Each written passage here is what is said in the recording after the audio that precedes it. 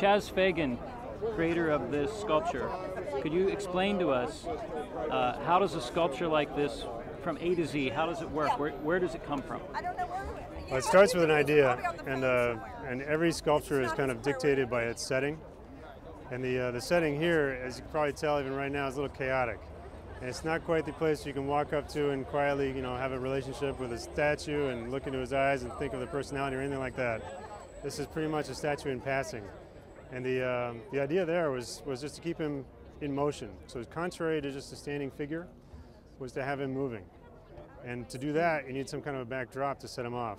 The issue with, again, most people visiting this site will be doing it by car and pretty fast.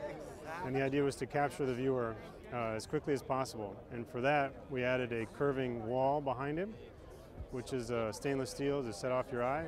And then the figure is walking kind of to the center of the stage as if he's to speak. So there's motion. So you're in motion when you're at the airport, and he's in motion too. So it starts as a concept. So just that, then drawings, and after that, a model of about 2 feet tall. And the result there is, that's where you get to see where everything works or doesn't work, tweak the pose. When it came to President Reagan, I actually studied his video forever and figured out that he walks like a football player walking onto the field. And the result of that is, his chest is out, he's very proud, his head is up a little bit.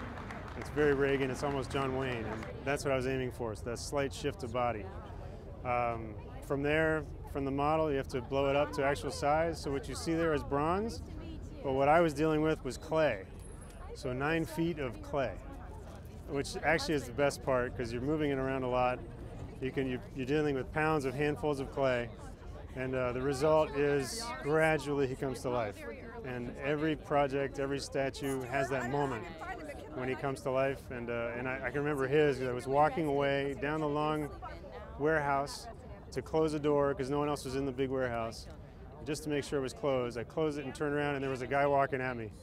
And the result was, fortunately, he was smiling, and it was cheery. It was President Reagan.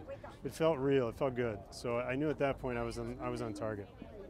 Generally, you don't think of a statue as being something that has motion in it. How was that? How did you approach that problem? That was the hardest part. I had to do some studying. It took some serious studying. And also, on this one, I wanted it walking on the surface, on the stage, so he felt independent and real of the space. And for that, you've got to work gravity. So you just play with gravity and figure out what pose looks right, how it works on the foot.